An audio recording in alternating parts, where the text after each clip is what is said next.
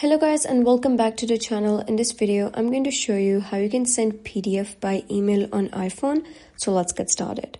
First of all, you're going to head over to App Library and open any mailing service you have. You can open Mail, Gmail, any other you have. For example, I'm going to go with Gmail, and then you're going to click on Compose or create any new mail. Then you're going to type in the to subject and then type in the subject. For example, I'm going to type in test, and then you're going to come to the body of the mail. At the top, you'll be able to see an attachment icon. Click on that, and then you'll be able to see an option that says Files. And after that, you're going to select the PDF that you wish to send. For example, I'm going to go with this one. Click on Open, and now the PDF will process for some time. Just wait for the upload to get completed. You can type in any information about the PDF you want as body, and then you're going to click on Send.